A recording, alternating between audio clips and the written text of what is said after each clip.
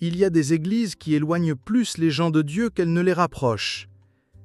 Il y a des personnes qui entrent dans l'église en cherchant la paix, l'accueil, une reconnexion avec Dieu, et qui en ressortent avec de la culpabilité, de la pression et de la peur. Sur cette chaîne, nous ne demandons aucune aide financière. Mais pour nous aider à maintenir ce contenu en ligne, abonne-toi, aime cette vidéo et laisse un amen en commentaire. Cela fait déjà toute la différence. Combien de fois as-tu entendu quelqu'un dire « Si tu manques au culte, tu vas perdre ta bénédiction. Si tu n'es pas présent, tu ne participes pas à la Sainte Seine. Tu dois être là tous les dimanches, sinon tu es dans le péché. » Cela se produit dans de nombreuses églises. Et ce qui devait être un lieu de refuge, de rencontre avec le divin, est devenu un endroit de pression, de surveillance, de peur. Et la question que nous devons poser est « Est-ce que cela vient de Dieu ou des hommes ?» La vérité, pure et simple, c'est que beaucoup de ces exigences n'ont aucune base dans la parole de Dieu. Ce sont des doctrines humaines, créées par des institutions qui, bien souvent, s'inquiètent davantage de maintenir le contrôle que de libérer des âmes. Et Jésus, lorsqu'il est venu sur terre, a fait exactement le contraire. Il a libéré. Il a ôté le poids des traditions et des obligations. Il s'est rebellé contre les religieux de l'époque, qui imposaient des fardeaux insupportables sur les épaules du peuple, alors qu'eux-mêmes ne levaient pas le petit doigt pour aider. Matthieu 23, 4. Savais-tu que nulle part dans la Bible, Jésus n'a obligé quelqu'un à fréquenter le temple?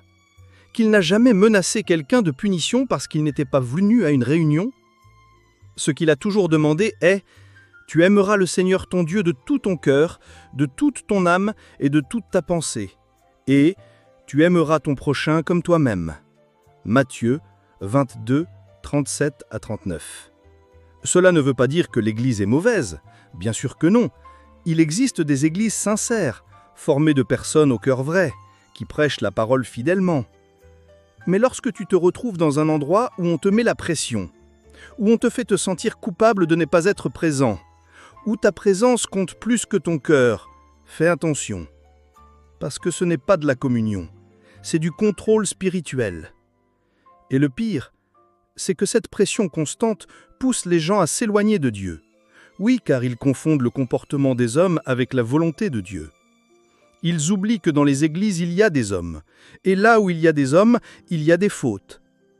Il n'existe pas d'église parfaite. Il n'existe pas de pasteur infaillible. Il n'existe pas de ministère 100% juste.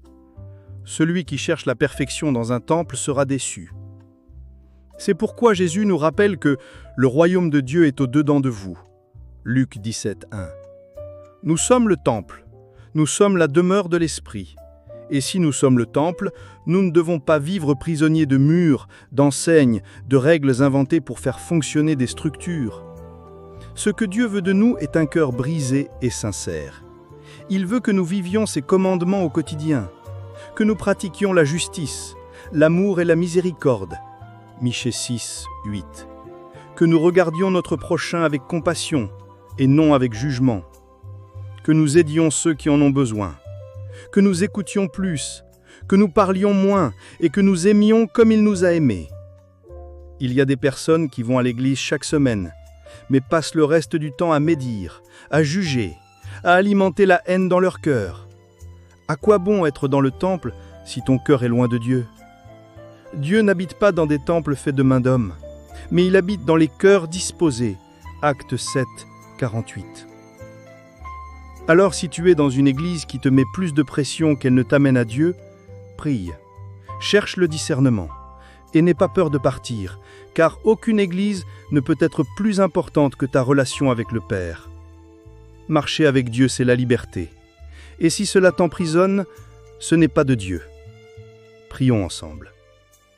Seigneur mon Dieu et mon Père, en ce moment je te présente ma vie, mon cœur et mon intelligence. Je te remercie car tu ne mets pas de poids sur nous, mais tu nous offres le repos. Ta parole dit que ton joug est doux et ton fardeau léger. C'est pourquoi aujourd'hui je te remets toute culpabilité, toute pression, toute exigence humaine qu'on a tenté de placer sur moi. Apprends-moi à marcher avec toi dans la liberté, à vivre une foi véritable, sans peur, sans oppression, mais avec la joie de l'esprit. Je te consacre cette journée, Seigneur. Que chaque pas que je fasse soit dirigé par toi. Que mon cœur soit un temple de ta présence. Que je ne dépende pas de murs pour t'adorer, mais que partout je sois un véritable adorateur. Délivre-moi de tout lieu qui m'éloigne de ta grâce, de toute voix qui ne vient pas de ton esprit, de tout joug humain qui tente de contrôler ma foi. Père, garde mon esprit, protège mon cœur, fortifie-moi pour dire non à ce qui ne vient pas de toi, et oui à ton dessein pour ma vie. Je prie aussi pour tous ceux qui se sentent culpables, accablés ou rejetés parce qu'ils n'arrivent pas à répondre aux exigences religieuses. Que ton amour les atteigne, que la liberté vienne, que la guérison vienne, et que leur relation avec toi soit restaurée. Merci de me rappeler que tu habites en moi, que je suis ton temple, que là où je suis, tu es avec moi, et c'est cela qui compte.